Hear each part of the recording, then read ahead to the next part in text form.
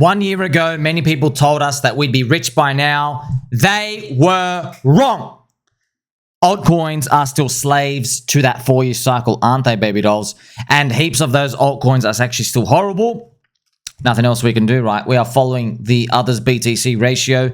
That is a ratio of altcoins to Bitcoin. It is still low. We need it to continue higher. It's going to take some time. Is it going to peak out in March this year or June? I don't know. That's all season wave 1. When's the next one going to peak out? Is it going to be Q4 this year or maybe January of next year? Still don't know. There's exact months. We just have to simply buy and believe. It is a believer's cycle. Believe in something. All the non-believers will be mogged over and over again, friends. That's why your friend Sommi, I don't have any personal price targets. I don't know. It's chaotic and it's random. I don't know. And I don't know what type of like big mania price can be reached when you just have good news coming. I don't know. I'm just playing the whole cycle. I'm looking for signs out there in the universe to tell me buyers have been ran out and are exhausted. And on a macro scale, I have not seen them. I'm looking for the exotic top signal lists. I mean, one of them is a $1 billion ICO raise. Haven't seen that. If you go back to December of 2021, that was PulseX. Cycle's over. You know, there's other top signals that will appear. I guess we'll just have to play it out. Check out this Coinfessions Rekt as well. I'm a mother of 3 kids in a formerly happy marriage. She said, I've been in this space for 2 years. I've made $200,000 in crypto. I recently got my husband in. He recently threw our entire retirement account, almost $500,000, into a meme coin. He keeps calling it's the big one. I never authorized this, nor did we speak about it in advance. But whenever I try to bring it up, he refuses to sell any of it. I really don't know what to do. We had a bright future with our family, and now I feel like it's all about to crumble into pieces. Milady out here, I don't know what the coin is, but when he says it's the big one, I don't know what it is. Is it Doge? Doge is the big one. I'd feel okay with Doge, by the way. Oh yeah, 500K is nothing in Doge. That's easy. That's nothing. Okay, Doge here. I wouldn't feel uncomfortable until if Doge was like $1. Okay, I'll show you this chart here. If Doge was $1, all right, maybe not, but it's at 30 cents. What if he was actually talking about Pepe? Maybe it was Pepe. To be honest, I believe in something, but you got all your retirement account in. Okay, so that's okay. You're nervous. I can't stop those nerves. You're overexposed. You're putting in something you don't really believe in or know in. Yeah, man, whether it's $1 or $500,000, you're never going to get that full answer because you want to know how it plays out. Personally, if it was me, I wouldn't be nervous. I wouldn't be nervous. That's Pepe chart as well. But you don't know what the big one is. What is he talking about? I would like more answers on that. But I've also thought about what meme coin did her husband buy? What do you think it is, friends? The big one. And which coin do you think he needs to buy to make it all back? She feels very, very nervous out here. Also, shout out to my friend Dano. Dano says the big one, PDI, of course. That's funny. Fart coin. That's why he won't tell her. It's actually a genius move. He's going to outperform her and retire their bloodline. Maximus Heximus. I actually love that name. That's actually hilarious out here. Love you guys. Now, as I've always told you as well, everyone is watching me. Everyone. Everyone is watching me, my golden deagle and my white revolver and Spoonie. We're all watching us, friends. Alex Becker has my golden deagle. He actually buys a golden deagle, and he's got the sunnies out as well. It's kind of funny. He's got a colorful singlet. Awesome, man. Oh, his message says, "Get back to work. I now boop you. We're gonna pump and all these other stuff." And I'm just curious. I made a video. And I thought someone else sent it to him, and I realized, wait a minute, I've replied like 10 plus times with videos to his videos, and I'm always like, I think I've got the gun in here just firing it off out here. He's probably looking at this out here. Oh, he didn't dive into stuff. Friends, he's got over 1 million followers. Very hard to grab people's attention like that. But just showing you, everyone's watching. Everyone's watching. Of course they're watching. I watch everyone else with you. They are boring. They are boring. By the way, I'm not even here for entertainment. I'm here because I make myself laugh. I'm having fun. But we're not here to like, oh, here's what this guy thinks on this issue, and then this coin's going to go up. It goes deeper than that, bro. I want to understand, what are we actually holding? What are we holding? What's deep value? What are the fundamentals still strong in things out here? That's what we want to know. That's actually what helps you. Not, oh, what's the new AI agent that's going to pump 2x and then dump and rug everyone? You get it, and most people don't. it's a tough world out there, friends. So if we're in this crypto bull market, I mean, check this out. Look at this guy. This guy rugged Solana coins. He bought 3 houses and he bragged about it. I made a ton of money in 2021 off Solana NFTs. I worked in the space and various rug pulls. So pretty much he made money. He did rugs himself. He goes, I ended up blowing 80% of my money on bad trades and luxury. Then I got sectioned until the Mental Health Act. He goes, anyways, now I have a great job and a great girlfriend. I'm in my early 20s. I own 3 houses from this dirty money and I regret absolutely nothing. P.S. I am a good person deep down. So, newsflash, good people don't have to tell you that they're good. That's kind of interesting. He knows, man, that bad karma. It is what it is. It's a game, friends. You see, this person rugged projects, and there are meme coiners and stuff, people out there doing it right now. By the way, the kid's in the early 20s, man. That means he was like late teens doing it. So, how do you navigate this? You got to understand that if you are doing your homework, research fundamentals, and you figured out that there are people and community there, you've got to identify that the crowd is bigger than like a particular rug chance or sorts, which is exactly what you find in all the other big altcoins. Where's the rug out here? Well, the older something gets, you get a lower growth rate, but the community is still there. The community is the asset. You understand that. When you're new projects, higher risk, higher reward. You understand this too. I also think there's a bit of cope out here. When you have done harm to others like this, it eventually does catch up with you. And honestly, friends, you know, the way I see it is like if you're going to go and rug people and do evil things and steal money in crypto, well, why don't you just go out to the public and just go, why don't you go rob people's houses? If you're going to just start breaking the rules, go break the biggest rule of all. Let's go grab a gun to start robbing people. Go do bigger scams. You know what I mean? This type of stuff, like, it's basically people are playing a video game and they've realized it's hard, so now they want to cheat. That's what they basically do. But they're breaking the law to cheat. They're not really cheating in a video game. They're cheating themselves. But also, they're unfortunately, they're breaking karma, breaking a lot of things out here. That's why I think, like, hey, if you're going to do something illegal, just like, why do like, oh, let's do 99% of things proper and then do like 1% illegal? Like, it's inefficient. They eventually figure out, unfortunately, that it takes a bit of your soul. And these things don't always have happy endings. I want to remind you as well, friends. Actually, I'll just let you watch the video. This dude, friends, you know that dude? I used him to call the final Bitcoin bear pump. So this guy went on Joe Rogan, remember? Okay, he went on Joe Rogan, and right here at the bottom of Bitcoin at 16,900, he called for negative Bitcoin prices. Negative prices, okay? That guy went on Joe Rogan, negative Bitcoin prices. And I have a tweet here. And in this video, I go through my tweet. I go, I'm your friend. I'm calling the Bitcoin bottom. The Bitcoin bottom is officially in for crypto.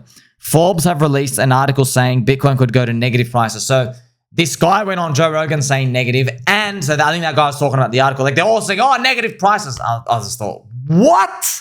Negative? Now you have to be the bottom. And I didn't feel nice because everything was going down. There's so many bad, poopy things going on. But just the conviction, man. That's why I believe, and I also hope, bit of cope, that at the top of our Bitcoin cycle, crypto cycle, the 4-year cycle, you know how we have infinite price, friends? I hope that at the end of this year, someone says infinite. I hope someone says infinite prices. Okay, it goes up, tops down, and it's in the like it's ready to done. I hope someone says infinite prices. Maybe it goes to 300, pings back down to like 210, back up to like, 290 or whatever.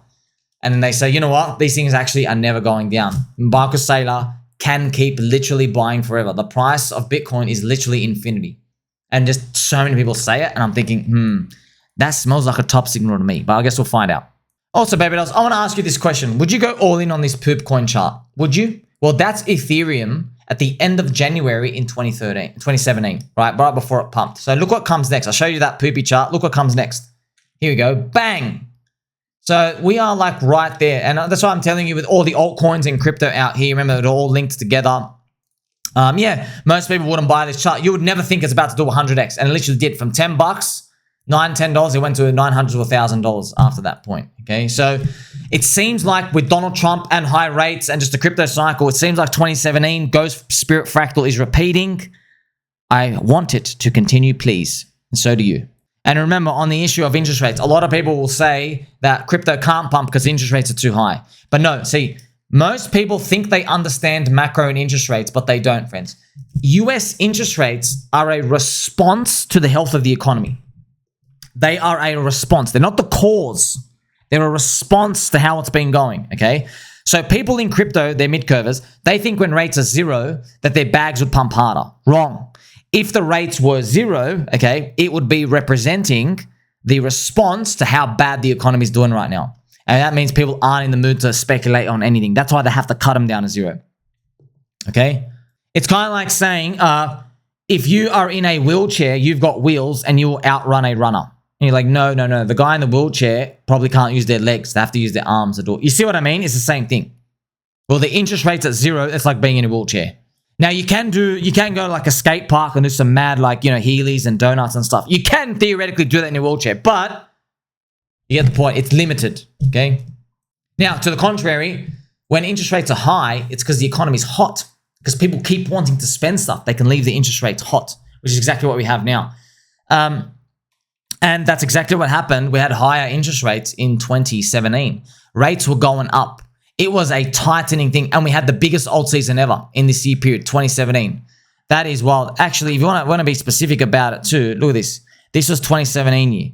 S&P 500. This is the S&P 500, friends. So S&P 500 went up only 2017. And then they kept raising rates and S&P kept going up. It was just at the very end of 2018, S&P capitulated with crypto. So this is one of my like potential, friends, guessing prophecies out here, where we might see in 2026 next year, it might repeat like 2018 bear market, where the stock market is going up. Actually, what I'll do, friends, is I'll show you the BTC USD chart. We'll actually overlay it.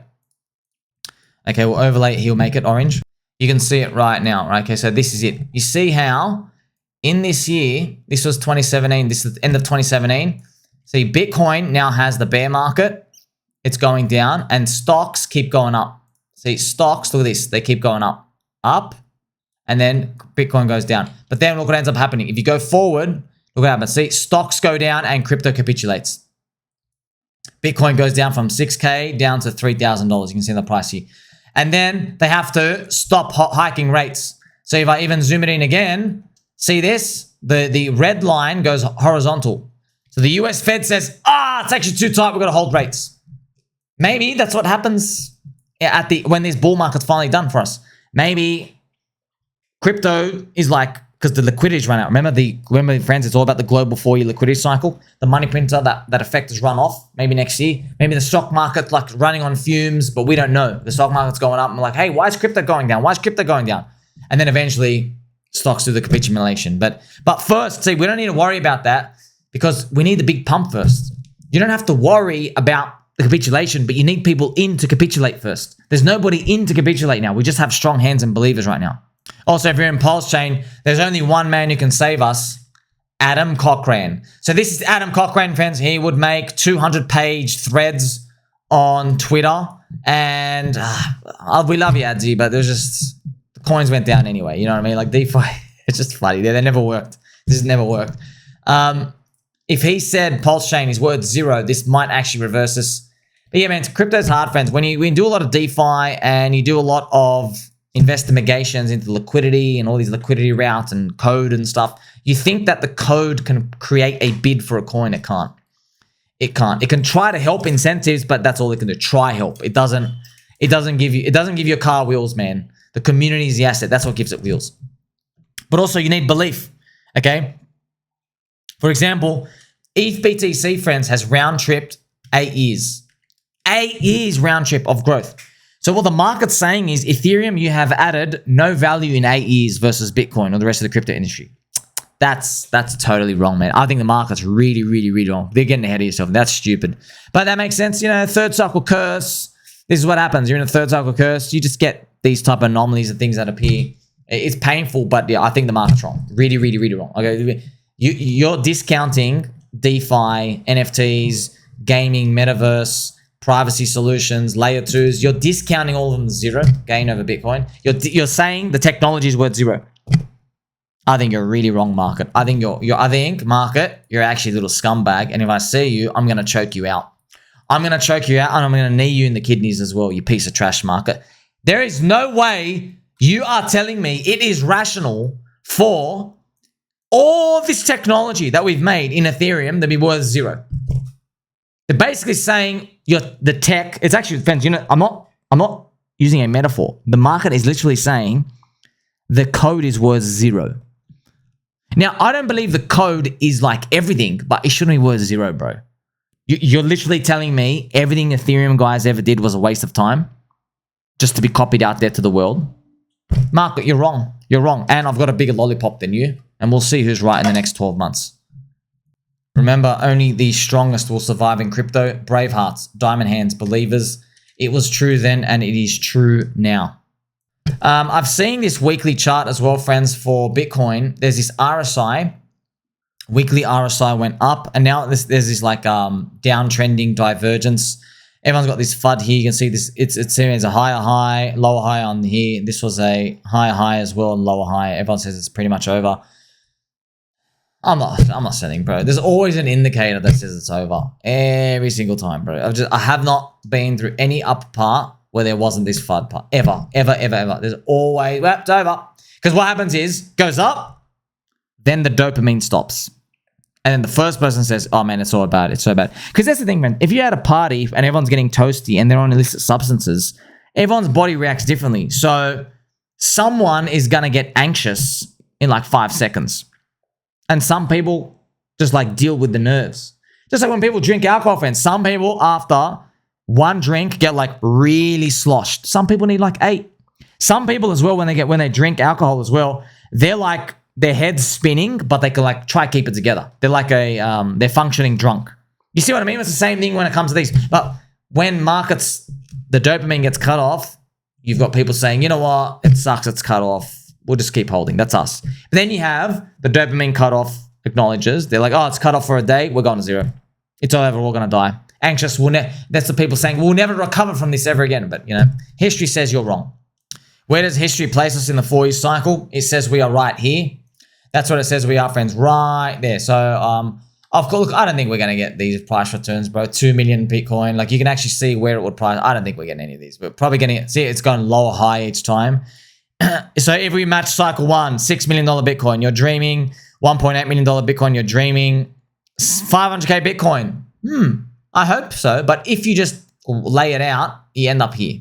If you just look like you keep halving, you end up here, which is actually around a 300K Bitcoin. So somewhere between 2 and 400. I hope we get there. But it's just hope, man. I don't know. I hope we just get there and like, I hope we get there. Obviously, I hope we keep going up forever. But yes, we need Bitcoin to continue. Ethereum to finally rise up. Remember, man, I thought when Ethereum was 100K, sorry, when Bitcoin was 100K, that Ethereum would be 10. We all thought that. 100K and 10K. Bitcoin hits 100, Ethereum dog shit's around 3. Closer to 3 right now. So that's why you don't do leverage. You just hold on. Final and most important news out here, friends. So I finally finished watching Squid Games. I started it and like I was so hooked from episode 1. So unique. Squid Game season 1 and season 2. I'm not going to spoil anything for you. You'll love every moment of it. Season 2 though, okay, there's a crypto kid in there. It's this kid, okay? There's a crypto kid. So remember, I think they made the script in 2022. So it was after Do Kwon. Remember, Do Kwon's from Korea. After, unfortunately, some people in Korea, they jumped out of buildings and stuff. People literally committed to, I can't say the word on Twitter, on YouTube. Some people, yes, they put themselves 6 feet under, if you know what I mean. They squirted themselves in the head with a water pistol. Very unfortunate. Because of Luna, UST, even that's bear markets. I mean, bear markets, friends, that's what happens. Very, very sad.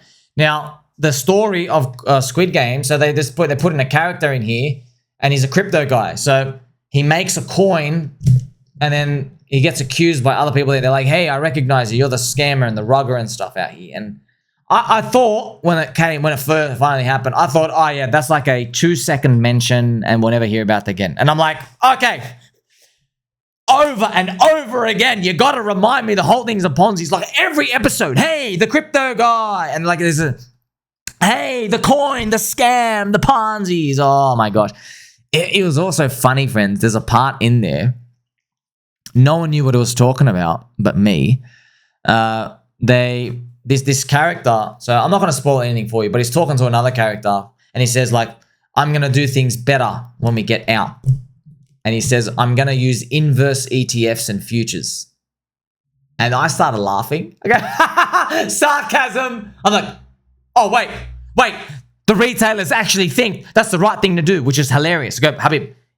See, why do they think inverse ETFs are safer?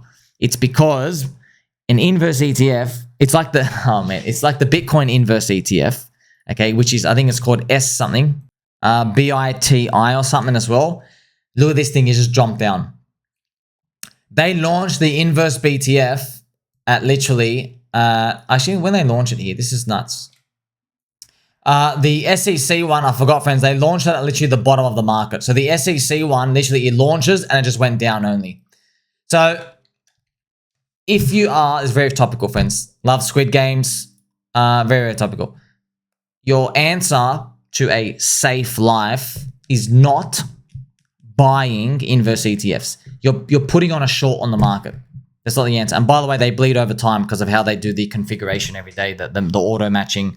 It's actually a scam. You don't have, the only safety is literally cutting off your dopamine and moving into USD. That's literally your only protection. But then you get no upside. Okay, so you can't just keep like infinitely making money and stuff out here, okay? And yeah, the futures yield stuff that you mentioned, oh, like when I was laughing, like, I was like, oh, wait a minute. They think that's a, no, that's not the right thing to do. That's not the right thing to do, crypto scammer.